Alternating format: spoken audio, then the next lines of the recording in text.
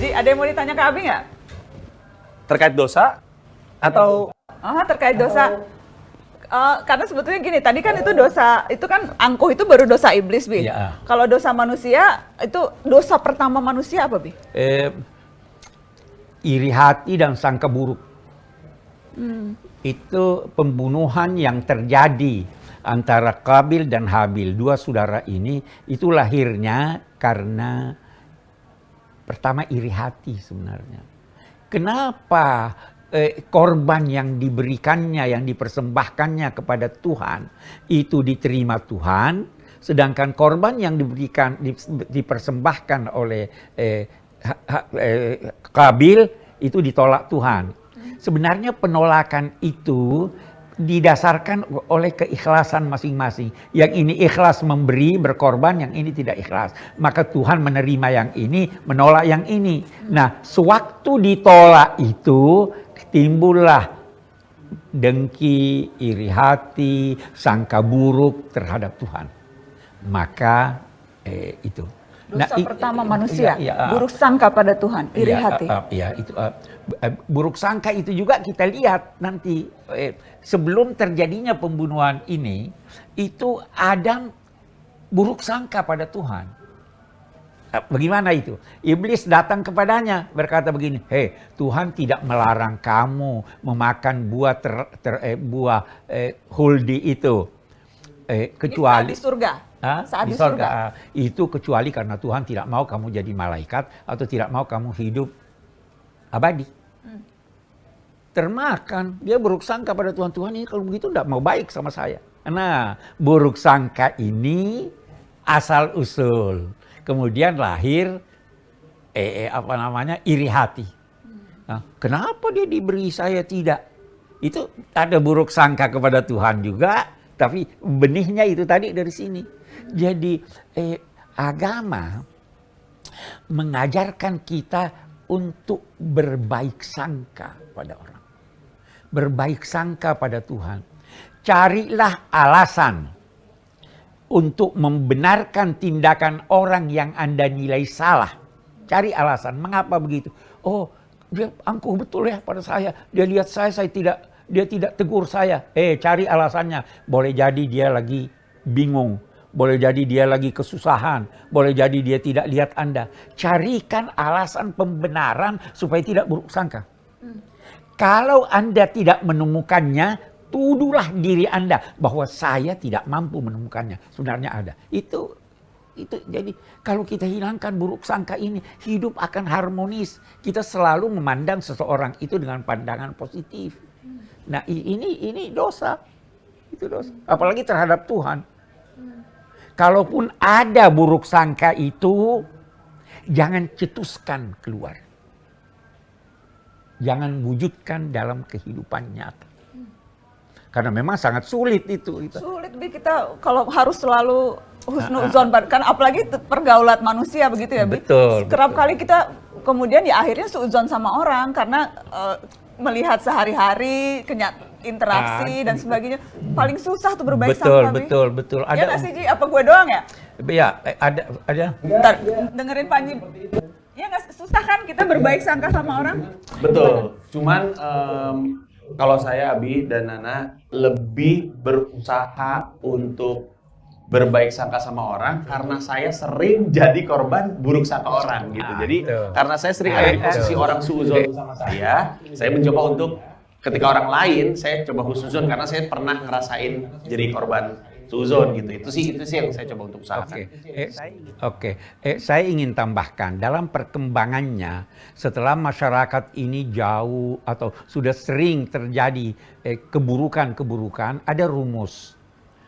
Berburuk sangka di tengah masyarakat yang baik atau di tengah orang-orang yang dikenal sebagai orang baik, berburuk sangka kepadanya bisa menjadikan Anda menganiaya orang itu karena dikenal orang baik. Tetapi berburuk sangka kepada orang yang sudah dikenal jahat di tengah masyarakat yang bejat, berburuk sangka bersangka baik kepada ketika itu bisa jadi menganiaya diri Anda. Ya toh? bersangka baik ini orang sudah terkenal begini-begini masih mau bersangka baik. Itu menganiaya diri kita. Jadi di situ ada kesempatan untuk berburuk sangka, tetapi upayakan jangan cetuskan buruk sangka itu. Ada satu orang datang malam-malam, Anda lihat bawa senjata, gedor rumah dengan keras. Mau bersangka baik atau bersangka buruk? Buruk lah. Buruk lah. Karena konteksnya, situasinya. Tapi kalau ada satu orang kiai datang di siang hari, datang assalamualaikum ini, jangan berburuk sangka. Saya kira itu rumusnya sekarang. Kalau kita berburuk sangka kepada orang baik, kita menzolimi dia dan menzolimi kita. Kalau berburuk sangka kepada orang jahat, maka itu kita tidak menzolimi dia, tetapi kita bisa jadi yang terzolimi olehnya. Ya, tapi rumusannya jangan terucap ya, Bi? Ya, usahakan jangan terucap. Ya. Buruk sangka, iya, dosa. Jadi, nah itu maksudnya dosa pertama manusia itu buruk sangka. Buruk sangka. Dan rasa-rasanya itu yang seperti tadi aku bilang, Ji, itu sesuatu yang hari-hari ini kita temui sering banget, orang suudzon sering banget, orang buruk sangka. Belum lagi karena informasinya ternyata nggak benar, karena hoax dan sebagainya. Tadi Panji bilang sering menjadi korban. Dari perspektif korban itu wajar menjadi dosa pertama manusia, Ji, karena memang itu terasa terzolimi banget kali ya, Ji? Iya, soalnya Abi juga terutama sosmed itu memudahkan orang untuk memberi reaksi terhadap apapun yang mereka lihat. Dan keseringan pengalaman saya itu orang punya kesimpulan utuh atas informasi yang sepotong gitu. Jadi dia ngeliat sesuatu, informasinya belum lengkap, Abi. Tapi karena dimudahkan untuk bereaksi di sosial media, keluarlah itu si pendapat prematur yang sayangnya kemudian jadi anggapan utuh. Nah itu yang sering terjadi kepada saya, banyak orang tersinggung sama saya. Halo, orang-orang tersinggung.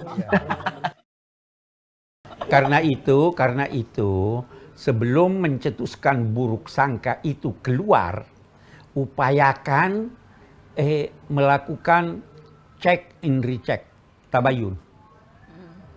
Ajak dia. Kita akan tahu, oh ini duduk soalnya seperti ini. Terkadang ada orang tanpa tabayun ingin membela, justru pembelaannya mendukung itu. Saya pernah mengucapkan suatu kalimat yang disalahpahami orang. Itu viral, Pak Quraisy berkata begini, ada teman yang ingin membela saya. Dia katakan begini, itu kan manusia bisa keliru. Itu pembelaan, tapi pembelaan yang salah. Karena ketika dia membela itu seakan-akan memang saya keliru. Padahal saya tidak keliru. Mestinya dia tabayun pada saya. Benar enggak Pak Quraisy mengucapkan seperti itu? Saya akan jelaskan, saya akan berikan bukti-bukti bahwa saya tidak mengucapkan seperti itu. Sehingga dia tidak perlu melakukan pembelaan seperti pembelaan itu. Ini karena tidak ada tabayun. Jadi yang niatnya baik malah justru membenarkan itu. Padahal itu tidak benar. Gitu, jadi Abi aja juga pernah jadi korban buruk sangka sih. Oh, saya banyak itu. Banyak sampai sekarang. Saya juga gitu, Panji juga. Jadi dan itu kenapa itu menjadi dosa pertama. Itu dosa pertama. Dosa pertama. Itu sesuatu yang mudah-mudahan sih orang-orang jadi tercerahkan nih, Bi, dengan itu. Oke, kita ngomongin dosa, Ji. Yang lebih penting adalah bagaimana kemudian apa amalan yang bisa kita lakukan, Abi, untuk menggugurkan dosa-dosa kita? Iya. Lagi Ramadan nih, apa yang bisa kita lakukan terus-menerus sehingga buruk sangka itu bisa hapus? Oke, ada dua hal. Dosa ada terhadap Tuhan, ada terhadap manusia. Itu dulu.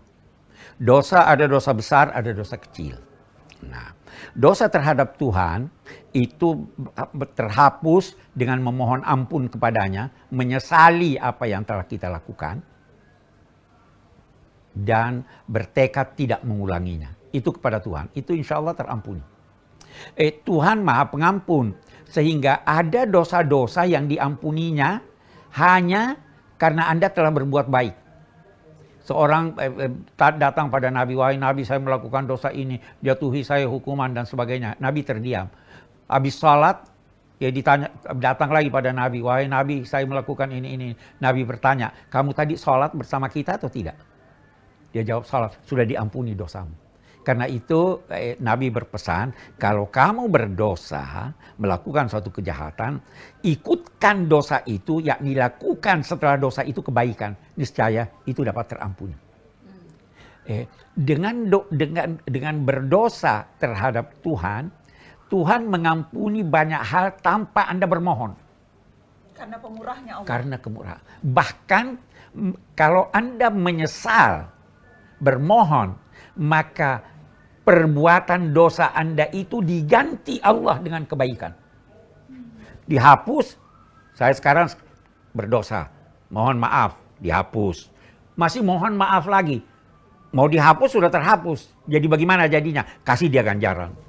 Kasih dia ganjaran, kasih dia ganjaran. Itu kepada Tuhan. Kepada sesama manusia, kita itu harus meminta kerelaannya. Kalau barangnya diambil, dikembalikan. Sambil menyesal itu. Nah, memang dalam konteks ghibah, itu biasanya sulit kita minta beritahu, maaf ya, saya dulu pernah maki kamu. Kan repot itu, bisa dia makin marah.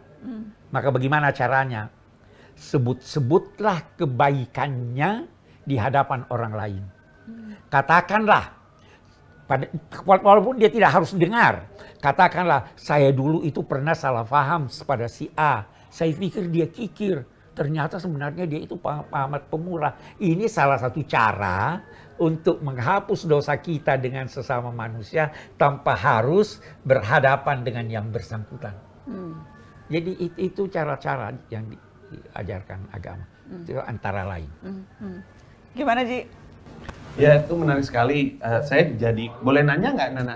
Boleh silakan, saya. Ji. Iya, Abi. Jadi kan tadi kita ngomongin soal dosa dan bagaimana cara menutupi atau menembus dosanya.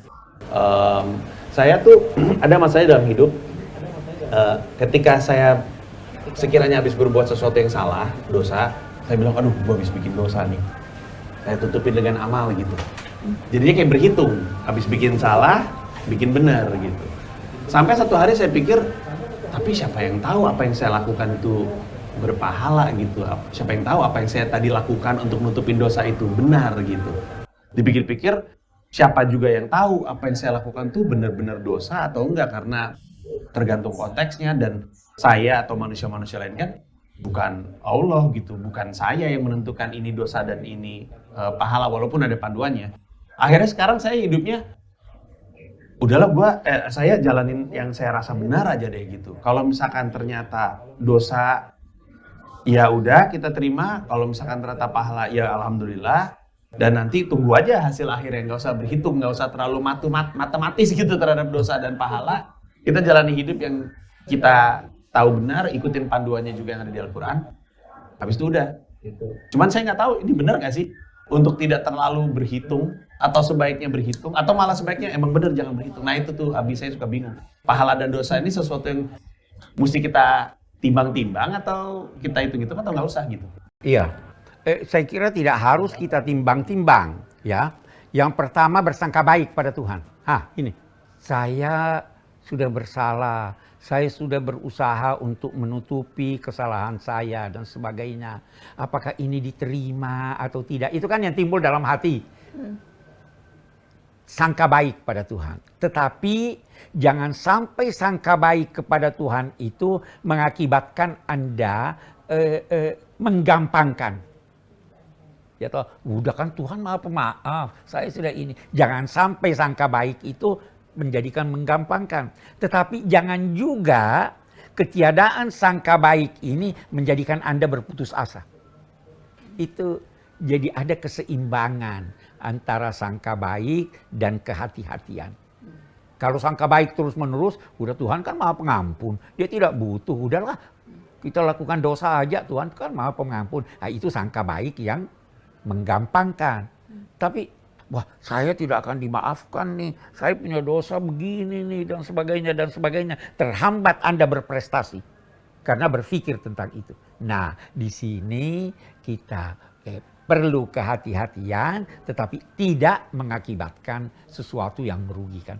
Saya kira itu ukurannya di situ. Itulah salah satu bentuk dari moderasi yang diajarkan Islam. Islam itu mengajarkan moderasi, ya. Tidak berlebih, tapi tidak juga berkurang.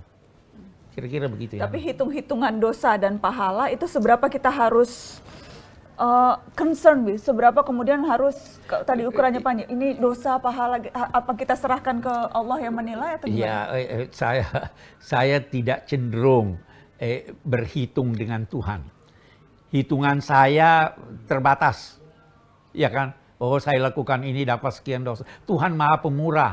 Kalau Anda mengharap hanya 10, lebih baik Anda terserah pada Tuhan. Saya tahu Tuhan Maha Dermawan, memberi lebih banyak daripada apa yang kita harapkan. Jadi tidak usah berhitung tentang pahala. Lakukanlah sesuatu karena itu kebaikan. Saya kira demikian ya. Oke, Abiku. Makasih banyak ya Panji, udah nemenin diskusi dan ngobrol-ngobrol di Syihab dan Syihab episode yang ini. Nah, terima kasih. Mudah-mudahan insya Allah ketemu lagi dan Saya nggak jadi Syihab juga ya dulu bertiga kayak gini. Syihab dan Pragiwaksono. Sohib. Syihab dan Sohib. Sohib, enggak kalau bisa tuh judulnya Syihab dan Sohib. Makasih ya Ji, sehat-sehat semuanya. Salam buat keluarga, pelung ciuk buat anak-anak. Makasih. Makasih Abiku. Kita ketemu lagi insya Allah teman-teman di Syihab dan Syihab dan Sohib berikutnya di episode selanjutnya. Assalamualaikum warahmatullahi wabarakatuh.